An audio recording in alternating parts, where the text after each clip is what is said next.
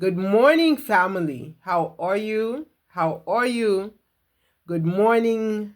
Maybe Shasha might be here, and definitely yesterday. I was visited by Mama Bear. Good morning, bonjour, Mama Bear. Mama Bear, guys, is my hot sister. Mama Bear, found me here on social media because I had this happening to me with another book. Of my latest book that I published, I self-published, but I didn't make it official like I did other books. And Mama Bear, but I've been giving them away because I actually have not sold that book. It's all been gifts. So I was placing it in different areas, and Mama Bear was one of those people who found my book interesting where I left it and found me here on YouTube. So I really appreciate you, Mama Bear, and I appreciate all those people who do find me. I had my other book that I did sell. I sold it because somebody else was selling it in Barnes and Noble, so I called Barnes and Nobles, and then that's when I started actually. They had a contract with me with my second book, and but I'm too lazy to go in their free sign up, so I never did a free sign up. But anyway, my book, My Voice Finally Speaks, it was being sold on Barnes and Nobles in somebody's store. And when I discovered that, I went ahead and I took claim. And interestingly enough, I had sent one copy to Maya Angelou because Maya Angelou, I met her in college. And basically, yeah, it was a small private college, so she might have remembered me. I don't know because I never met her again. I never, even though she was always in town, but I never went to the sessions, even though I was a writer. There were just too many parallels in my life with certain writers that I felt as if my spirit was not gonna be good. But nonetheless, it was recommended to me by one of the colleges that I send my poetry book to, somebody that I knew who was famous. So I sent it to Maya Angelou, and she kept it. When she passed away, somebody bought it at an auction, and then that person went ahead and did their research to find out who the author was and found me. And I appreciate that. So I appreciate it a lot. Your support, Mama Bear, has been tremendous. Um, I really appreciate it. Thank you for appreciating the book that I wrote. I mean, that means a lot to me. Thank you. But anyway, let's get to Dee Mwango and her latest escapade with Muzungu, boyfriend or fiance. Okay, so it appears to me that Dee Mwango, since this fiance has been around, I mean, yeah, she's kept it, made it look like a mystery or whatnot, and then they just haphazardly are using tactics to make us watch so that we can find out what he looks like and things like that. Playing games with us, the audience, really more than anything. But the interesting thing is that this fiance has not bought D the million views that JB bought her overnight. Have you guys realized that? And have you pondered why it is so? Well, this fiancage, of course, is not the first drama that D has. So it turns out with these boyfriends of hers, it she has become like the boy who called wolf. For us, her audience, it's like we know her better. We're tired of the drama. We're tired of the fake romances. We're just tired. So she's like the boy who calls wolf. So if a romance ever does come into fruition, we wouldn't even know the difference whether it's true or false. But what do I see of this one? Well, first of all, it's not giving her the millions. And then one might think, well, it must be true then. Since it's not giving her the millions. But really, I've seen some commentaries in her thing where people are cheering her on, as if, they really believe that this thing is true. So we're going to evaluate the romance with this latest Muzungu. Okay? First of all, a lot of people we already see are not tuned in. So that's why she's not getting the millions. Okay, so she has tuned us off by calling wolf too many times, and then playing around with us. So now let's take a look at the history of calling wolf. It all started out with Mikeli Ponte, the Muzungu, who was supposed to play the white boyfriend that was supposed to get her the views. Okay, we all know that this did not work out. But was it play or was it real? According to Mikeli Ponte, Dee was his boyfriend. Was his girlfriend. All right, Mikeli Ponte, when things were going rough for him with Iammarwa, okay, because the audience went and told him that Iammarwa was talking badly about him, and Iammarwa doesn't acknowledge when he does wrong because Iammarwa is Mr. Right. Okay, so Iammarwa came to his live as he is just finding out that Iammarwa is talking trash about him. Okay, and he's getting angry and upset because he obviously knows Iammarwa. So at this point, Iammarwa goes into his live. He was having a live and cooking spaghetti with malaria. Iammarwa goes into his live and start cussing him out for even considering, or reacting to what he was saying on the other on his channel.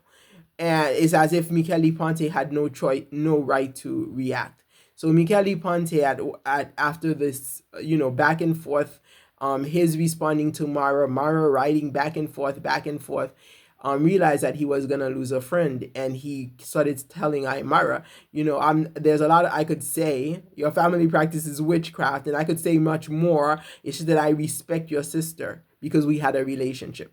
Basically, that's what Mikeli said. So Mikeli Ponte admitted that he had a relationship with Dee Mwango, but Dee Mwango, years prior to that, like maybe 2 years prior to this whole brawl that happened between Mikeli Ponte and Iammarwa, Dee Mwango had come out after God knows what had happened and told the audience that Mikeli Ponte and her did not have a relationship, that it was all business.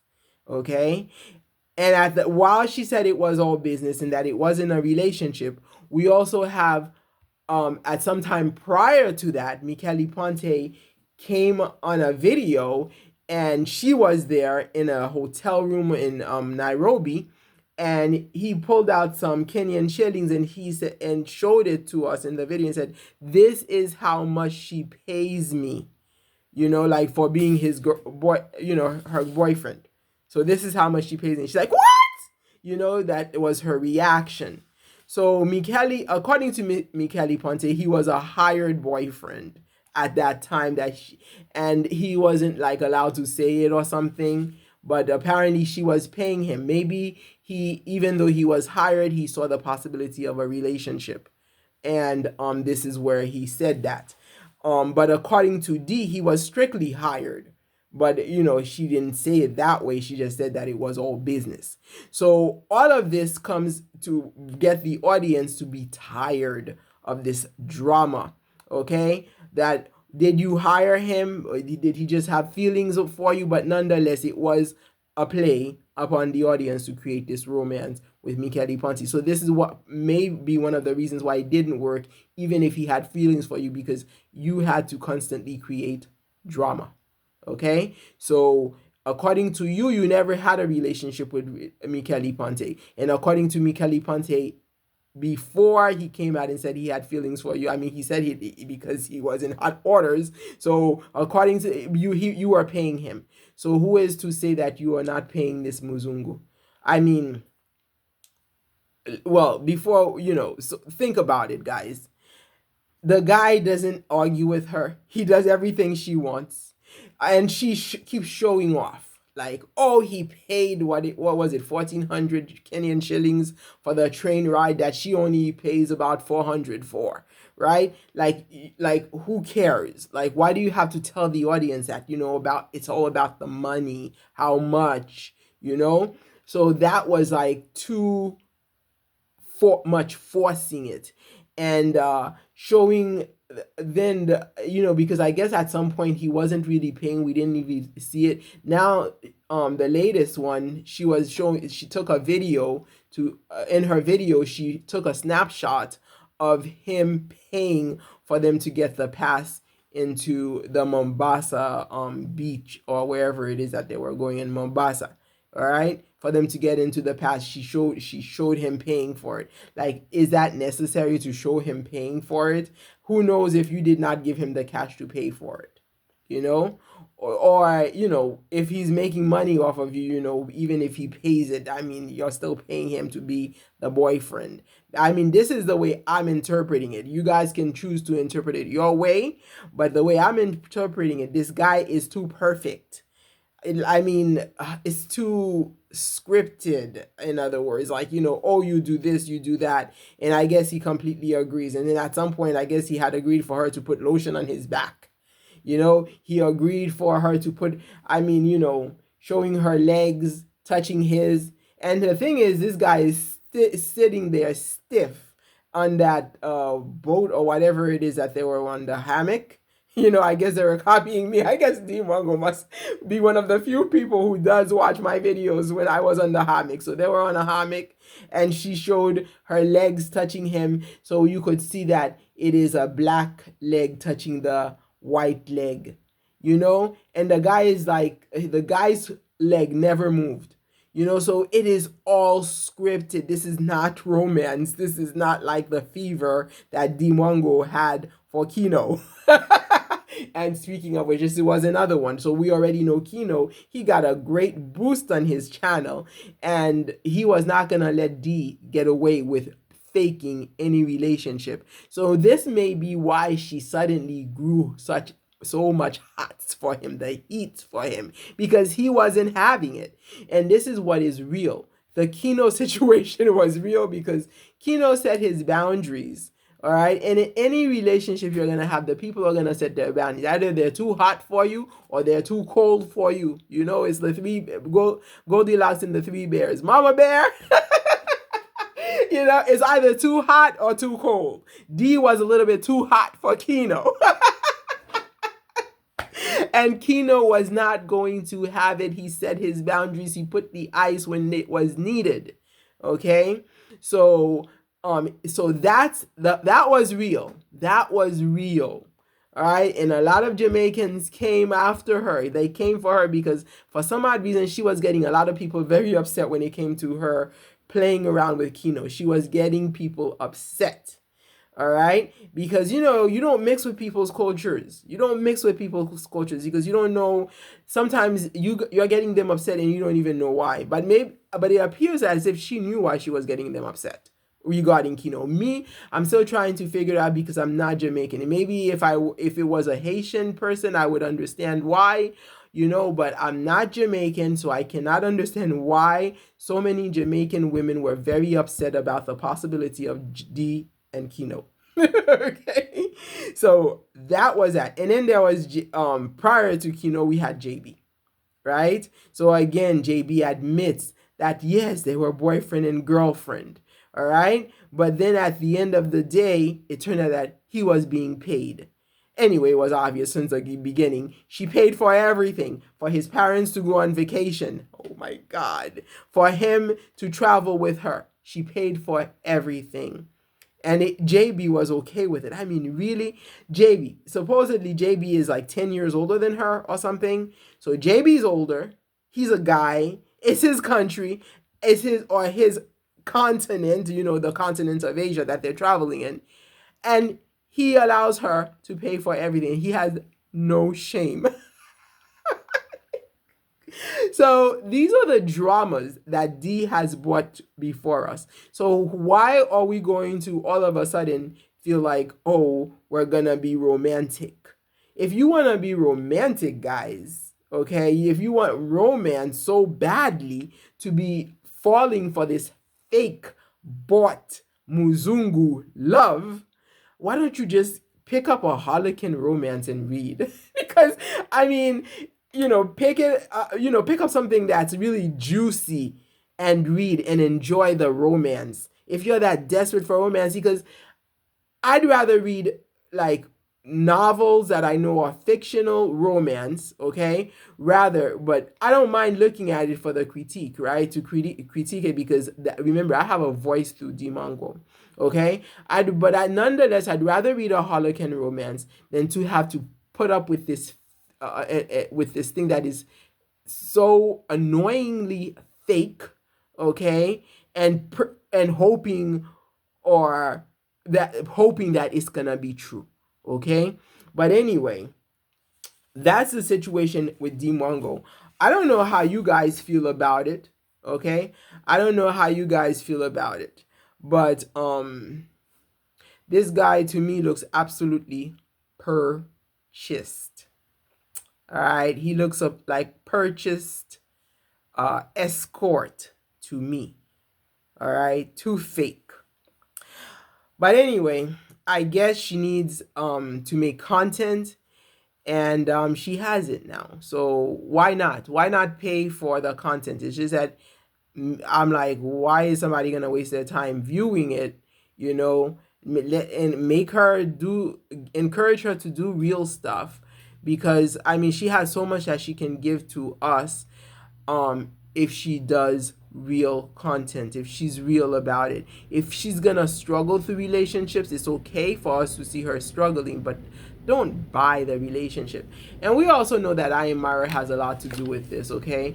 Iammarwa, I suspect, even before he broke up with his friendship with Ponte, he's the one who asked Ponte, when he went to Italy, he asked Ponte to come to his house supposedly to work for him for $500. And maybe the reason why he didn't pay Ponte is because it wasn't really about his working with him. I get it, he was really crazy about that master class, but he didn't even seem to really be doing any master classes in the first place. I mean, he mentions it like a key word for everybody to go berserk, and I understand a lot of people went there, but hey, to get the master class actually in his house, you know, so out behind the scenes it was happening. I understand that, but the reality is Iammarwa did not. He was advertising more than he was passionate about that, you know. So this whole thing with Ponte seemed to have been more importantly about possibly rekindling a relationship with the sister, and or doing content with the sister. But the reality is, when it came to Ponte's return to Nayabuhanse, Dee Mwango did not even want to talk to Ponte. She stood so far, so remote, as Iammarwa was trying to get her in closer proximity with Ponte. She stood far away, waiting for him to leave before she proceeded. That first time when she saw him, I think it was at the mother's house.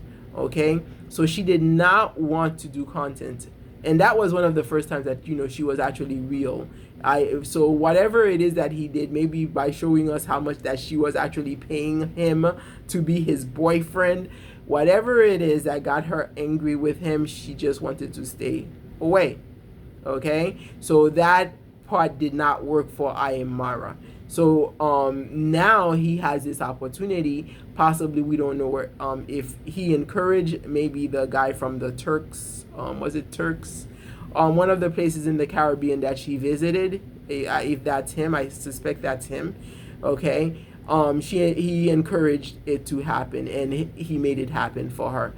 And is it so now the other possibility is that maybe it is real and she just doesn't know how to do romance, and the guy is living like a prince in Nayabuhanse.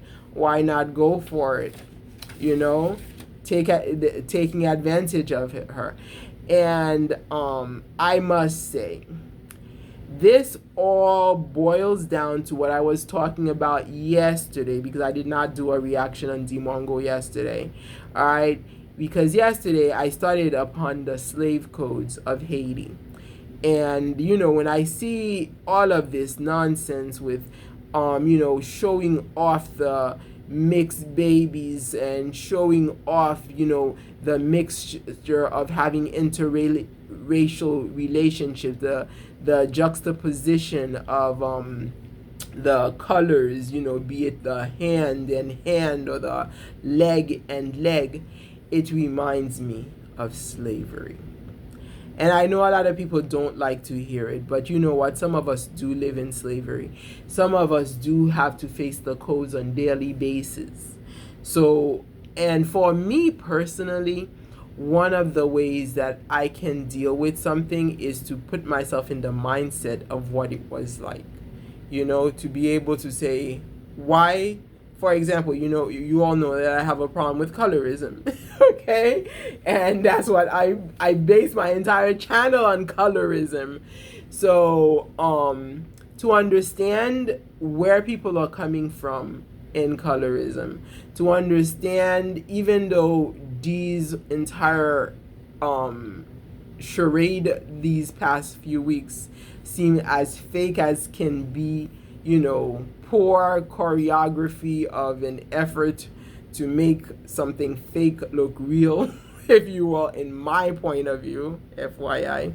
Okay, there is still aspects that we have to think back. And number one, there are a few things in the background that we haven't seen in a while and may not be questioning. If you remember, this house has servants in it. And so, I mean, since I'm in to get to the topic of slavery, you have to understand where Dee Mwango is in her society. So we already know that in her society she is high class, because in these black countries, I'm not gonna say African because it happens also in the Caribbean. So in these black countries, we all know that people have servants. If servants are very affordable, to be even living. It's not like in the United States where it's like you have to be like super rich, beyond millionaire. Even millionaires probably cannot afford live-in servants. You to have live-in servants, and the reason why they're able to have them is because, of course, the pay is much lower relatively. So the difference in salaries are much lower. So they probably don't have established minimum wages where it becomes unaffordable to have the human labor. So the question is, I do notice how the servants are no longer like in the videos. Whereas before, they used to take videos of, say, the mother cooking with the servants there. But I mean, every so often you would see a strange face, but then they would make the face look familiar as if this person is, happy dandy with the family. And I've often seen like the mother cooking beside the oldest daughter, Weenie. All right, so the servants really have been like missing in action. So as what the reason why I'm saying that, because we have heard Dee Mwango telling us, the audience, like we don't know better, right? Complaining about the servants breaking her mother's dishes, etc., and she's buying new ones to replace it. And then the mother's like, "Oh yeah, honey, they don't." Well, she doesn't say honey, but you know what I mean. They don't care. They don't care. So the question is, we don't know how these servants are being treated in that household in Nayabuhanse. I certainly know how their servants, I've seen servants treated in Haiti, and it's pretty bad. So it is very close to slavery. And so then you're like, okay, these are fellow blacks treating another person who is economically disadvantaged so badly. Well, that is the case, and we have to understand the mentality why they do that. So for me to get to that mentality, of course, it's about colorism. And I think I've noted that, like, in relatives' houses in Haiti where I've been at, I have seen where the mulatto or mixed blood servant is treated like family and like a daughter even, whereas the black servant is treated like a prostitute, like a trash, etc. And same age as the mulattoes. So I have seen that, and we're asking ourselves, where does this come from? How does this deal with colorism, and how did it evolve from slavery? Well, we know that there's a possibility that slavery always existed in Africa, right? But then when it came to the Europeans, the difference was that now we introduced a new race that was given a supremacy over the blacks. and now it became a racial problem and no longer an economic problem. So some people might argue like it's only economic. No, it is not economic. It became racially because of the way that whites were being worshipped by Africans, and we still see it today. That the way that the Muzungu is placed on a pedestal. Okay, even though Dee did disrespect Ponte a lot, but at the same time Ponte got away with a lot. He got away with a lot because of his Muzungu color, whereas blacks would not have gotten away with them. So we need to look at these, right? The possibility of even marriage. So maybe they will get married. Maybe they'll make this work, this fake love work, and get married. But what does this really mean in the big picture? Well, in the big picture, again, it comes back to how we treat those we consider as subservient or as inferiors. We're not supposed to, according to many of the revolutions that occurred in the globe, but it still happens, right? So it is how they are treated. And when it comes to slavery, we already know that the enslavement by Muzungu did not only happen on the islands, or in the Americas, it also happened in the continent of Africa. And one of the places that I discovered, because I was looking at the French codes, because of how I wanted to get into the mindset of how the slave would have been thinking when they were freed, because apparently the French did free some that did. I'm gonna look at them again so we can see. So I ended up encountering the slavery that was going on in the Congo back in the 1800s. And there is an emperor, Leopold, huh, Leopold II. I understand that sometimes history may hold lies, but and even the pictures can be made as if you can be juxtaposing pictures, especially nowadays, right, with Photoshop and everything. You can be juxtaposing pictures where you never were, but at the same time, not everything about those pictures may be lies. So apparently the Belgium king had declared the Republic of Congo as his territory alone, and people were being enslaved. And we can understand how the white worshipping would have caused betrayal, which would have caused the enslavement of many Africans in the Republic of Congo. And some of the strict French laws that were passed in Haiti were also being exercised in the Republic of Congo. And this was around and this was just before, I believe, the that Haiti got its independence, and a little bit after it got its independence, that the Congo was subject to this kind of Belgium rule. So I don't know if you can see this, but these people are missing limbs. And in fact, I saw a very disturbing picture of a man whose daughter was, who had just experienced the chopping of his daughter's limbs, and he was just staring at them on the floor. And according to the story, that the daughter was killed, by the action. So these were among the codes that I was reading the other day, that you remove the limb if they try to run away. And of course, there was the other one, which was the brandishing of the slaves. And it was supposed to be brandished by I think it's King Louis. He had passed away, but the French had what they call the fleur de lis. The fleur de lis looks like this. The fleur de lis, which is like a flower of lis or whatever, wherever lis is. Okay, so this fleur de lis was branded, and I guess I've seen it like on top of swords, right? It was branded upon the slaves as punishment, like we were horses and cows.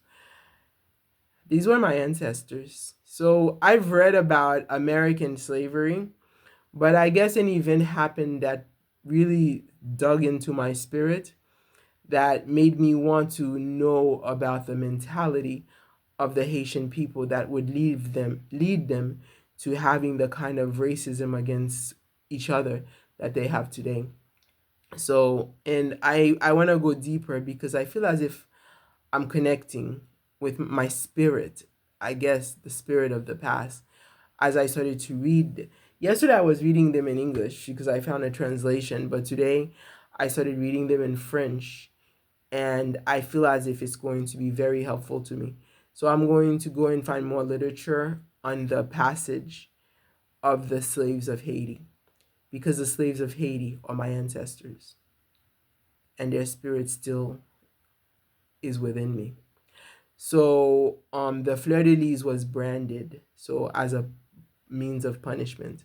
So the question that comes to mind is how these people in Nayabuhanse are being treated by these white worshippers, these people who will go out of their way to be able to give homage to what is not black, and that who are showing off the fact that they would have mixed relationships, and I guess flaunting the money they have or the wealth that they have, and not really acknowledging uh, the torture and the history of torture of the black people, not only those who were sold to go through the rites of passage of the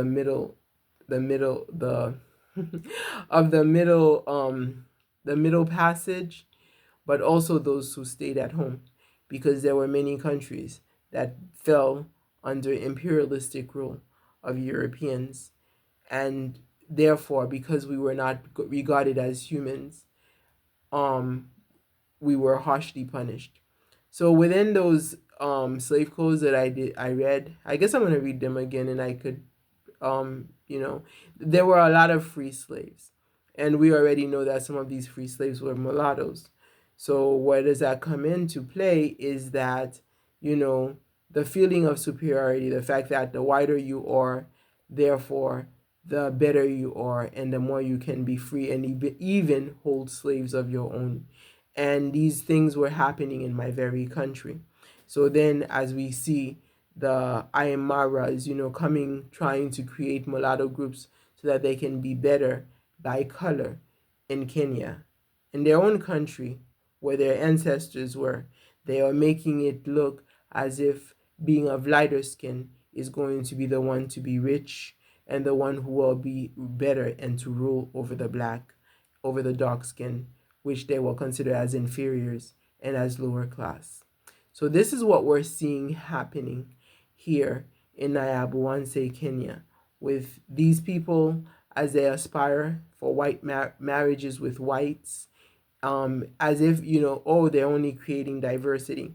But the torture of the blacks from black hate, you could say it's not black hate. A lot of people blame it on slavery, on the Europeans. It's not the Europeans alone. Here we're seeing where the blacks themselves, how they do it, how they create the system.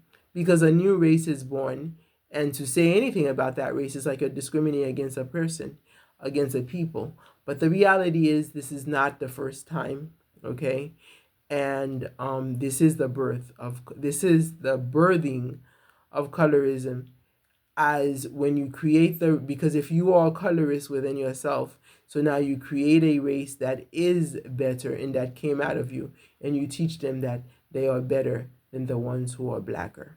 And therefore, the suppression of the blacks within the island or within the land that should have been their heritage in the first place.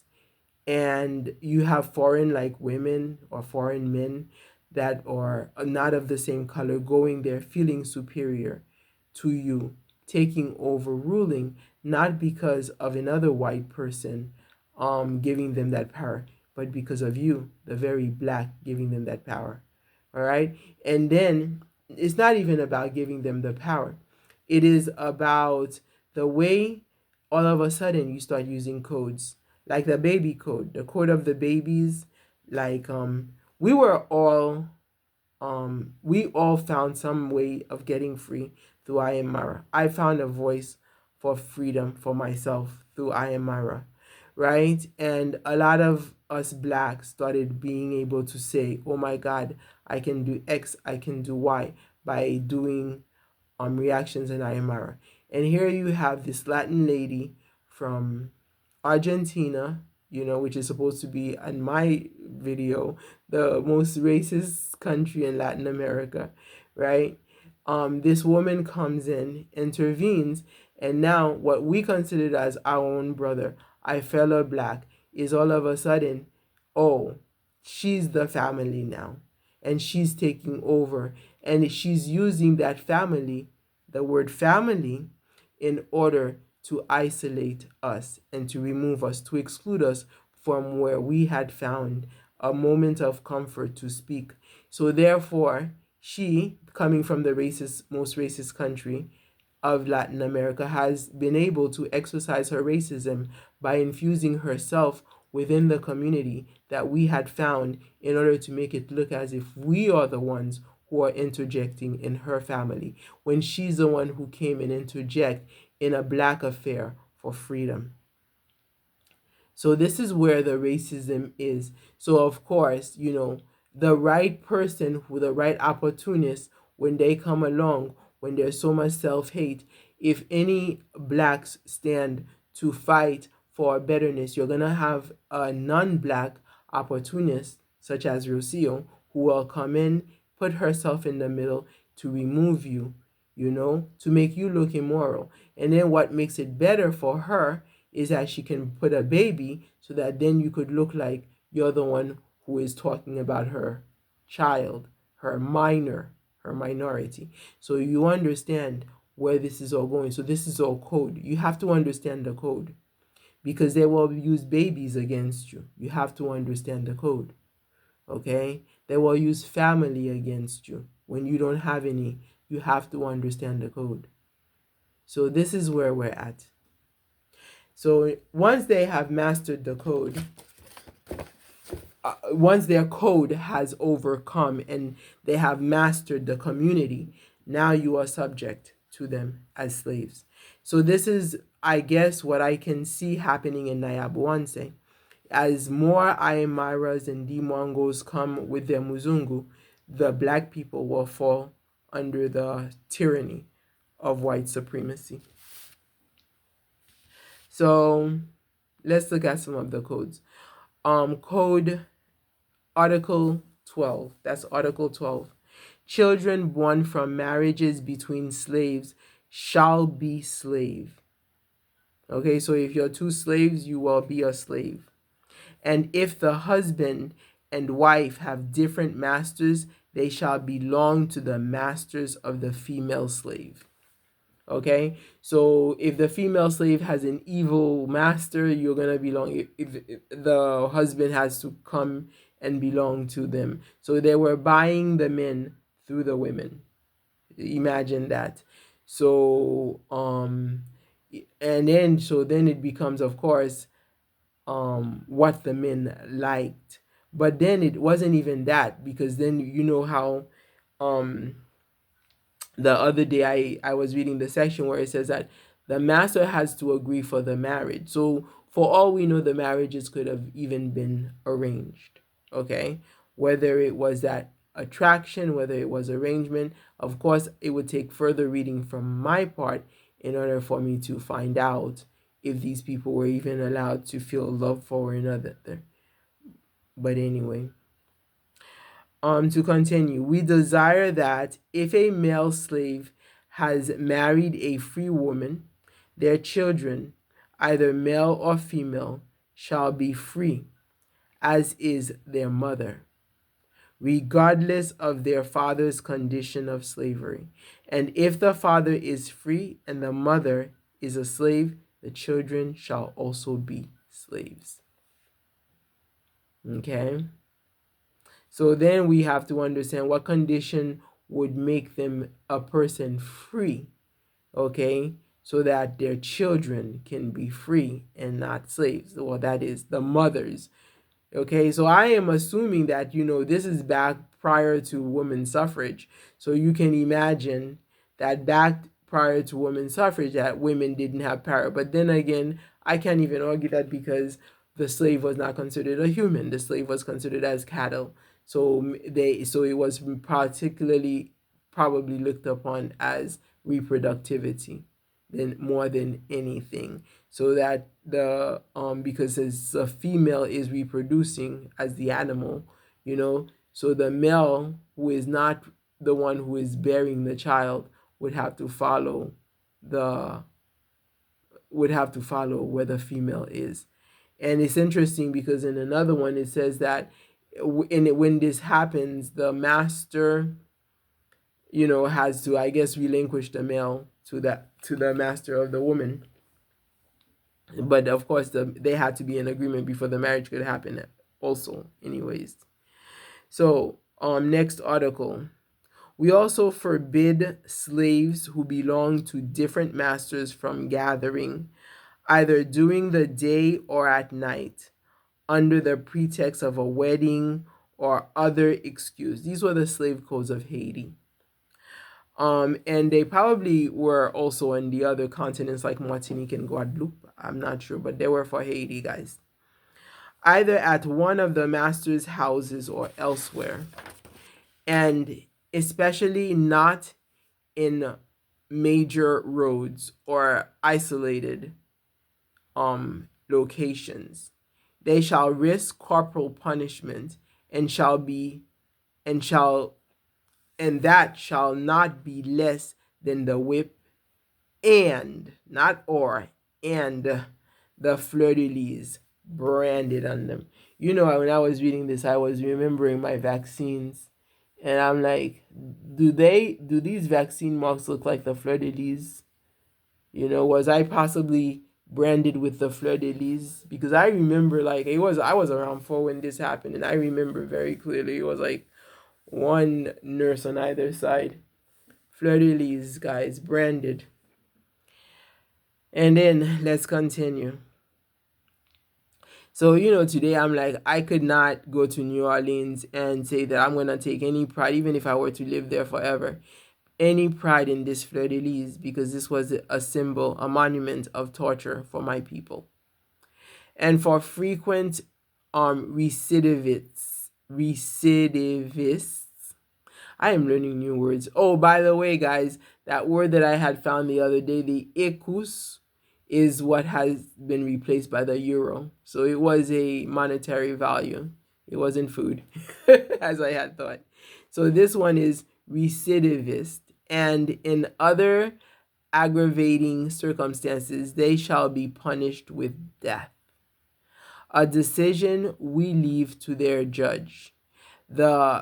We enjoin all our subjects, even if they are not officers, to rush to the offenders, arrest them, and take them to prison. You guys remember when Iammarwa was trying to do that, but he was doing it in the wrong country. He was in the United States.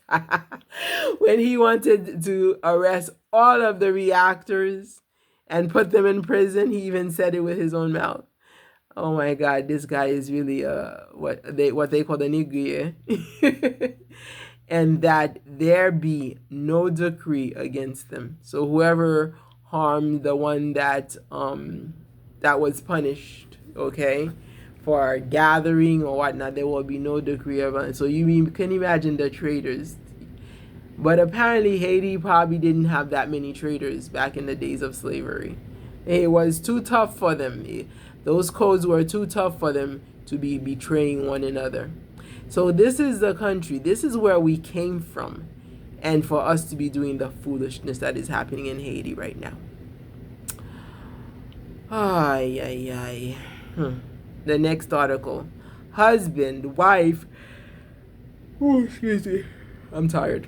Husband, wife, and prepubescent children, if they are all under the same master, may not be taken and sold separately. Wow. We declare the seizing and sales, that shall be done as such to be void. Now that is puzzling why they say that the full family must move. You know, that's interesting to me. Anybody has a clue? Because I'm still at the beginning, at the genesis of my research.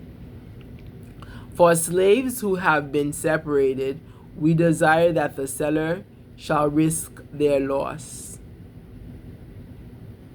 and that the slaves he kept shall be awarded to the buyer without him having to pay any supplement. All right. So the next, the children who are declared to be sole legatees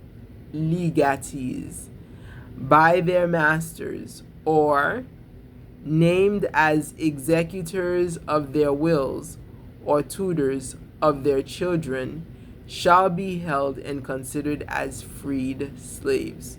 So at least there was a way to get freed, okay? So there was that, and we can imagine how many people might have gone and try to find those ways to be free. So this was read, posted, and recorded at the Sovereign Council of the Coast of Saint-Domingue, kept at Petit Goave, 6th of May, this month, right? 6th of May, 1687. Signed, Moiso. So these were some of the slave codes that I just read to you of Haiti. So you can imagine, as I try to take a dive into the mindset of slavery to understand the beginning of the havoc of black people in Nayabuhanse, Kenya, as these two individuals here keep flaunting their desire to be white as if it is the greatest honor to have. This is the history of the black people in this world. Thank you and have a great day. Mwah.